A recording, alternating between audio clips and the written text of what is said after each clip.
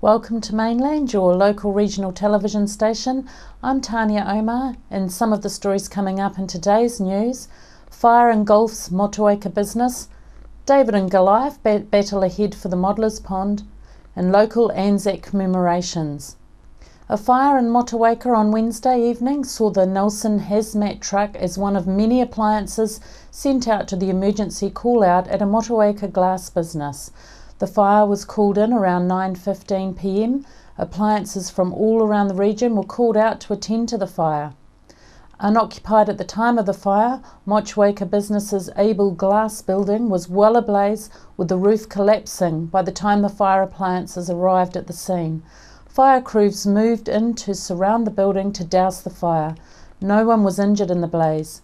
The scene on the following Thursday morning was one of total heartbreak for the gutted owners of the small local business. A fire investigator was at the site the following day to try to determine the cause of the fire. Richmond Night and Day Store is continuing its run as one of the luckiest lotto shops in the country, based on amount of First Division winners.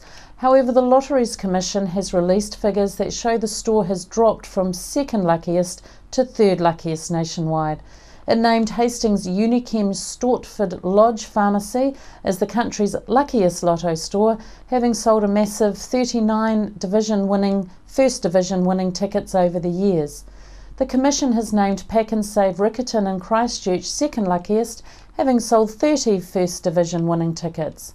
And it named local store Richmond Night and Day as third luckiest, with 29 First Division wins. But is it? Chrissy Small spoke to store co-owner David Smolenski this week about the new status. Dave, I've just purchased my lucky lotto ticket. Do you think I'm in with a good chance to win? Yeah, I think you're in a very good chance to win. Yeah, why not?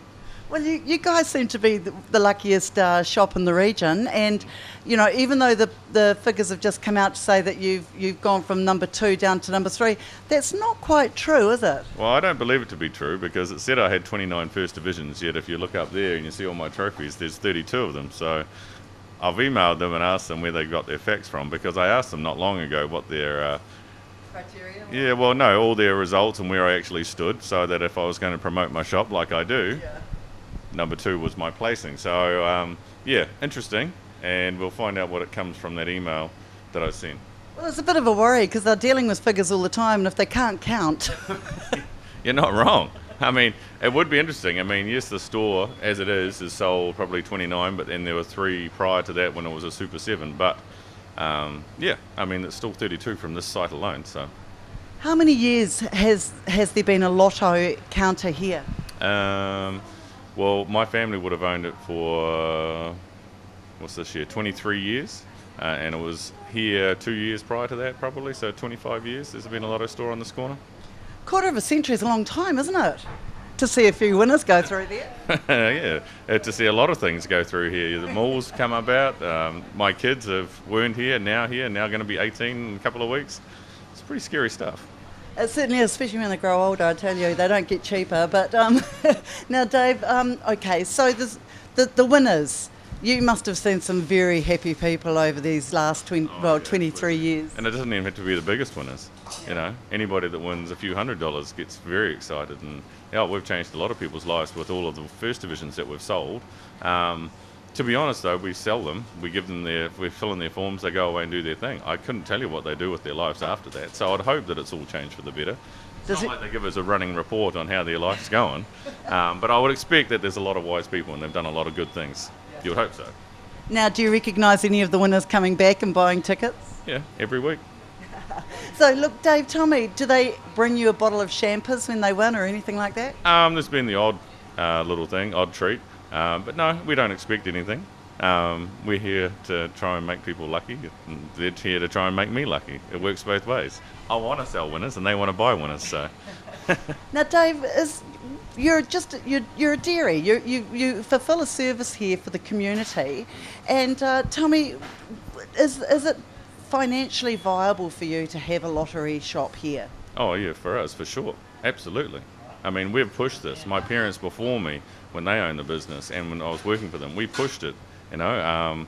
Most of the money that's gone into Lotto, everybody thinks, oh, everybody else gets. But the community gets it, one way or another, through prizes, through, you know, charitable trusts. And that's why Lotto was set up.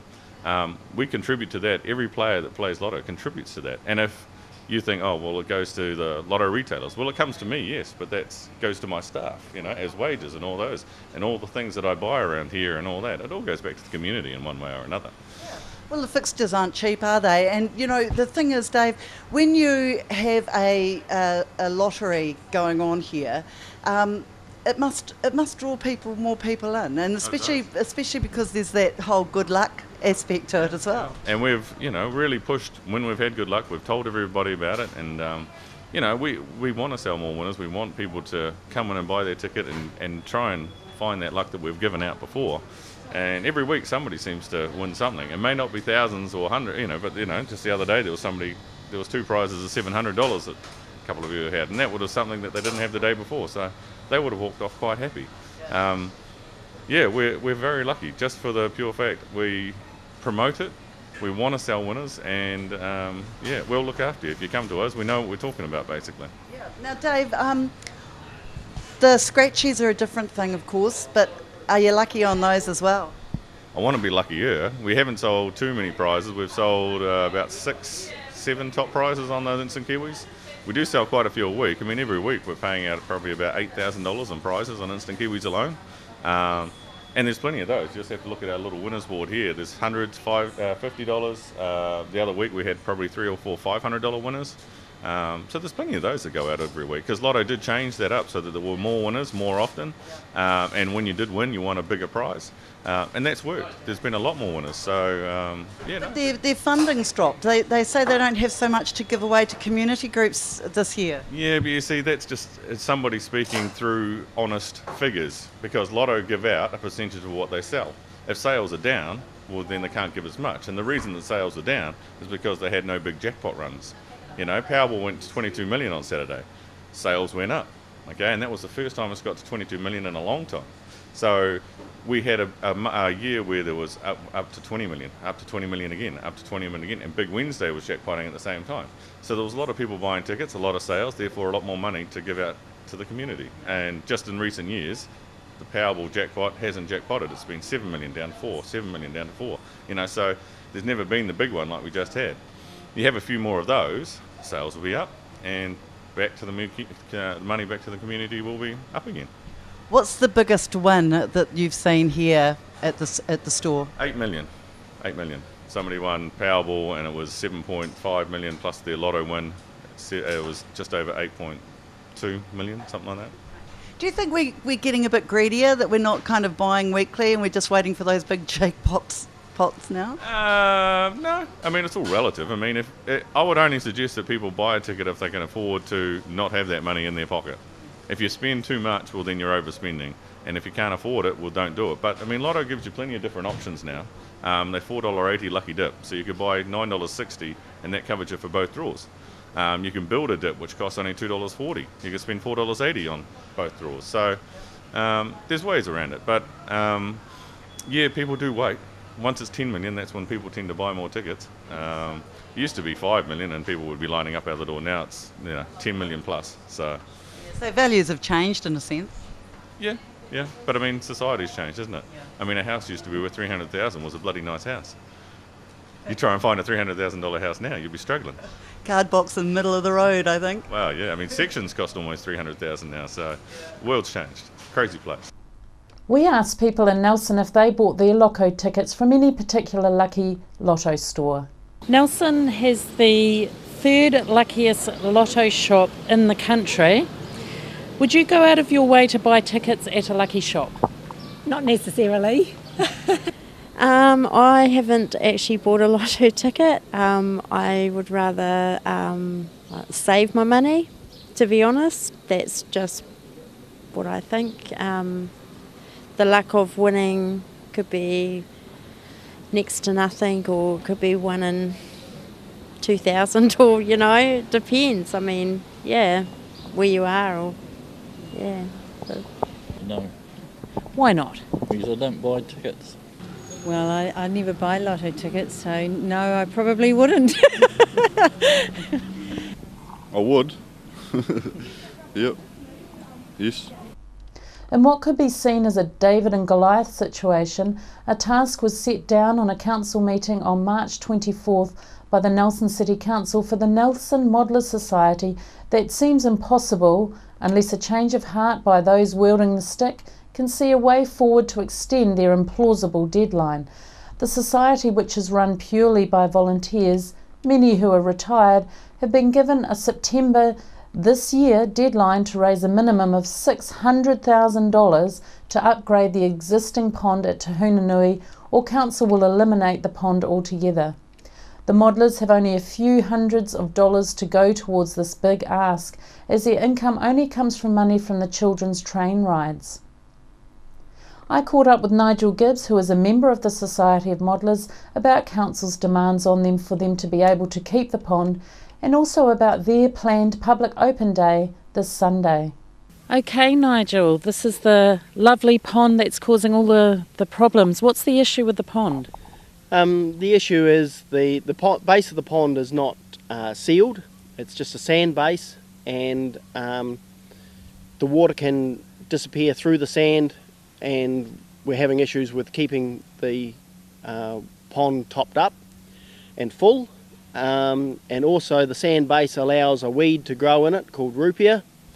The weed grows up and becomes trapped around boat keels and boat propellers, and it also holds the algae, which does form on the top, in place, and so we can't flush the algae out when necessary. And the City Council isn't prepared to carry on with the upkeep of the pond, is this correct, because of these ongoing issues? For many years the club was able to control the weed with copper sulphate, but it's been found that over the time that copper has built up in the base, and so we're round about year 2000 we were told that we were no longer able to actually use copper sulphate to control the weed. And at that point we said to the council, well, they need to actually come up with a solution for us to help control the problem. The council has initiated a number of reports which all have said seal the bottom of the pond. And so it's taken 16 years to get to this point, but we've finally got a set of plans that have been produced, which involves sealing the bottom of the pond with concrete. And I hear you have a deadline to come up with a certain amount of money. Can you explain that to us? At the council meeting last month, the council have got in their long-term plan $1 million to sort out the problem in the Modelers Pond. They decided to cap that at $600,000 and have asked the Modelers Club to come up with the balance. And that is based on an estimated cost of the job of $1.2 million. So that gives us an estimated amount we have to come up with is $600,000. It could be more. It's only an estimate.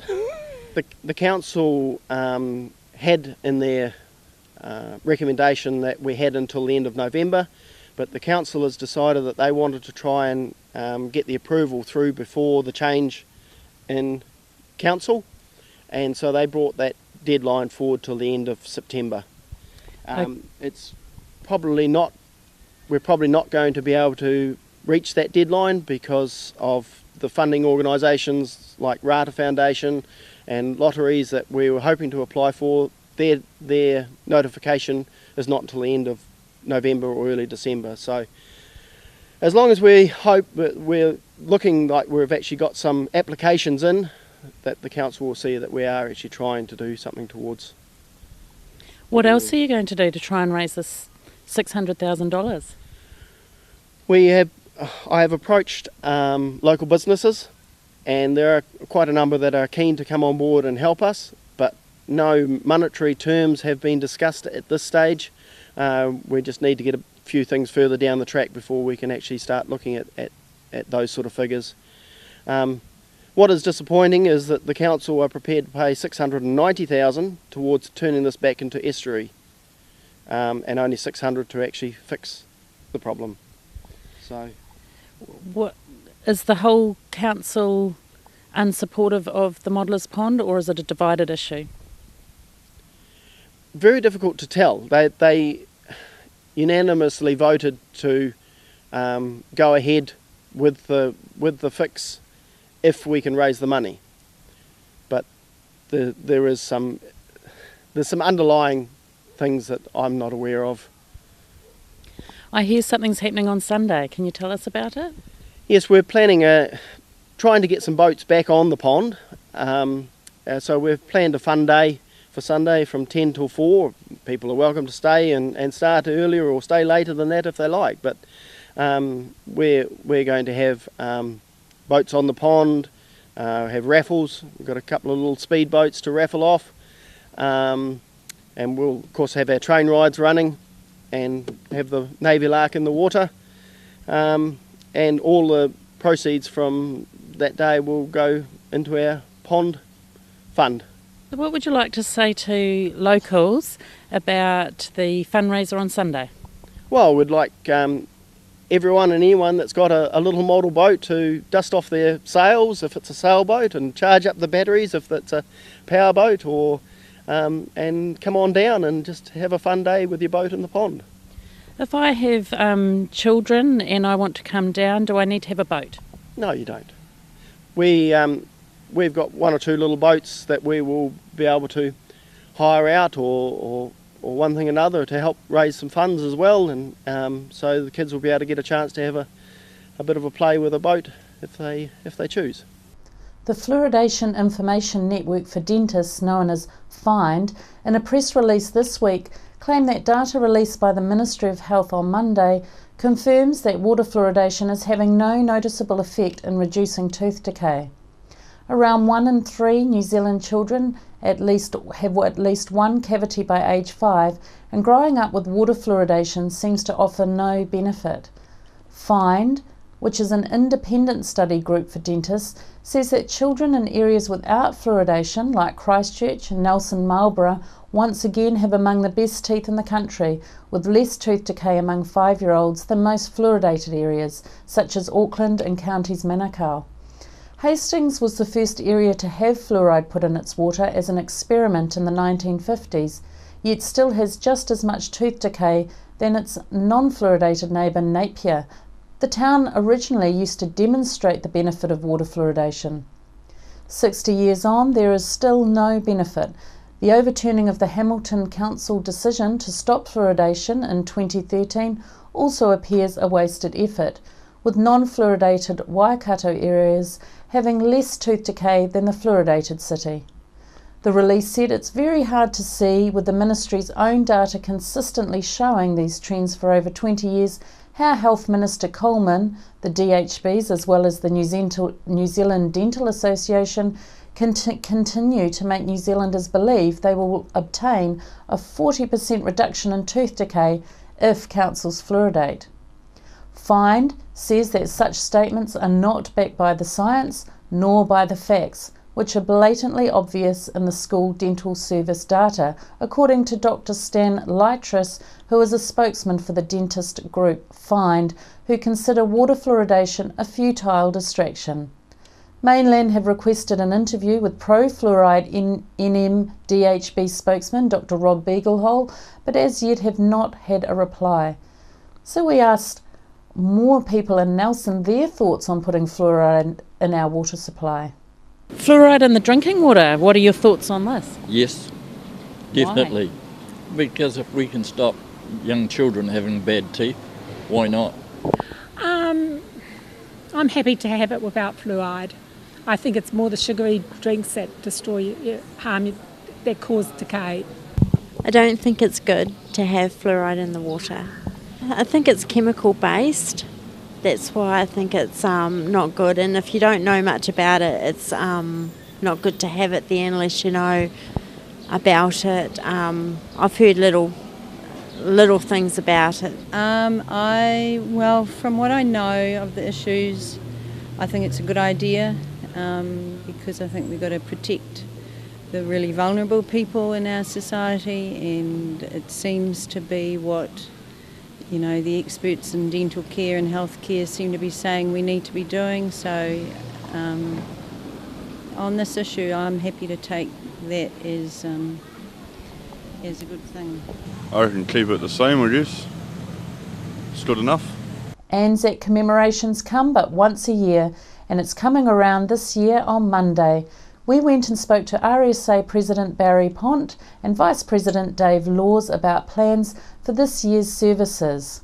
It's a privilege to be here today with the President of the Nelson RSA, Barry Pont, and Vice President Dave Laws. What I'd like to ask you, gentlemen, before we talk about the commemorations is, as former soldiers, what is it like to see people coming out commemorating the soldiers? Yeah, it's very good to see the younger generation turn up, their families, commemorate their relatives that served, and many of them died in service overseas for New Zealand. So what role did you play, Dave? I spent my life in the Merchant Navy. I went away to sea in 1952, finished in 2009, and it still angers me today to see how long it took the governments of this country to recognise the services that those blokes did during the Second World War and the First World War. So we've been commemorating Anzac Day since 1916 in Nelson. How long, when did the Merchant Navy get recognised? I think it was about 6 years ago. Yes. So what is happening with the commemorations, Barry? Commemorations, we have our traditional Anzac Park Dawn Parade here at 6 o'clock in the morning. We have the church steps service run by the Nelson City Council, and we also have the 10:30 parade in Stoke, which ends up in the Stoke Memorial Hall. Part of the support for Anzac Day is the sales of the poppies. Where does the money go to? The money for Poppy Day goes into a Poppy Nelson RSA Poppy Trust. We spend that money every year on return servicemen, their wives, the widows and dependents. So we use most of it up every year. So it just gives them a bit of home comforts and support. Is there anything different this year with the commemorations, Barry? Yeah, this year it looks like it's going to be perfect weather. But no, this year we're celebrating the 100 years of Nelson RSA when it was first formed in the 23rd of June 1916. This was formed by the members coming home wounded from Gallipoli. So it's a special occasion for us this year, and we'd like to pass that on to the public. Has the RSA had anything to do with the exhibition currently on at the museum to do with the Great War? Yeah, we've been supporting the Nelson Museum for the last 2 years with advice and the commemorating the people from the Nelson district who died in World War I.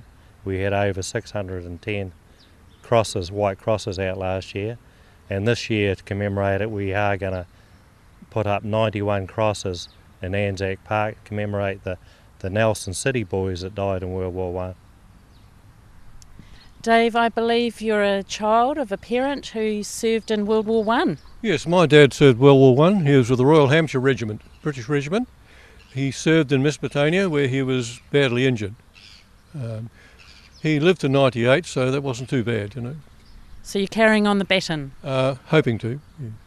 And back to your role in the Merchant Navy, will there be any representation in Nelson on Anzac Day? Yes, we do have a fairly strong Merchant Navy Association here in Nelson, 50 odd members, and they will be carrying the flag and the banner. Fantastic. Barry, with the flag referendum that's just been, is that going to make the day more poignant? Yes, it is. We're very proud of our New Zealand flag, and we all fought under the New Zealand flag, and we didn't want it changed. I think if the New Zealand had come up with a decent flag to vote for, we would have voted for it. But we were quite happy with our current flag, and National RSA is too. And there'll be children and great-grandchildren of people who served in World War I in Nelson. How many are left in Nelson? We currently have 80 World War II members in the Nelson RSA.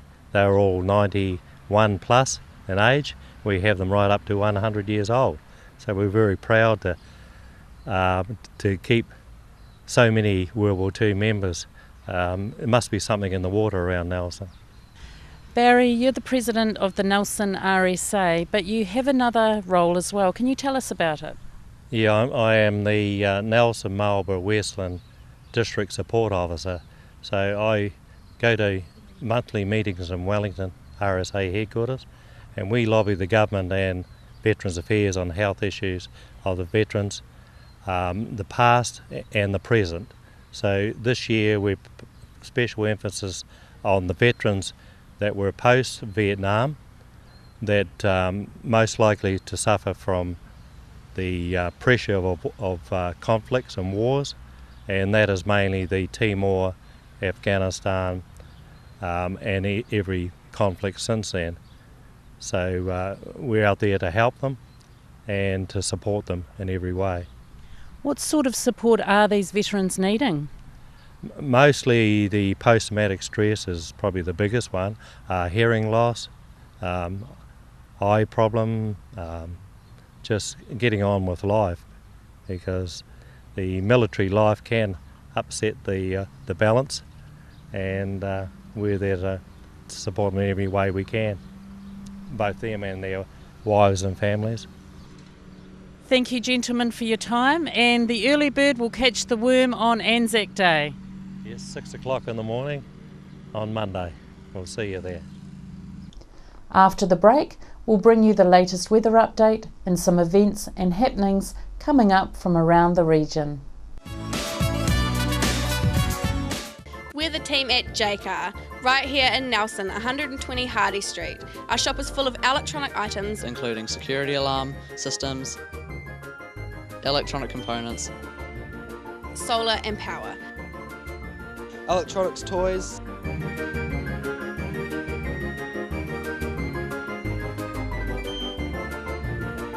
sound systems, cables, and much, much more. JCar. 120 Hardy Street, Nelson. Nelson Tire Center. Great prices, great service. Buy your own Bryford trailer. All types, all sizes. See Colin Douglas for your tires and batteries.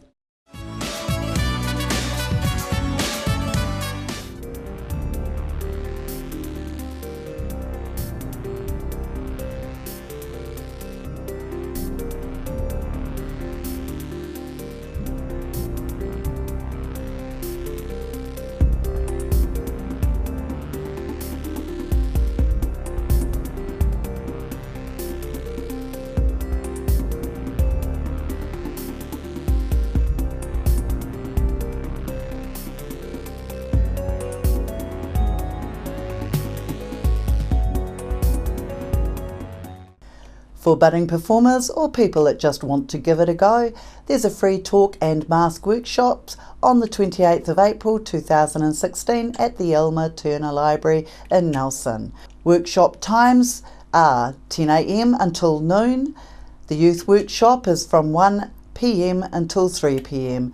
There's no cost, but numbers are very limited. If you wish to register, contact Lloyd at Nelson Arts Council. On behalf of the team here at Mainland Television News, thank you for joining us, and we'll bring you the latest news and events from around the region again tomorrow.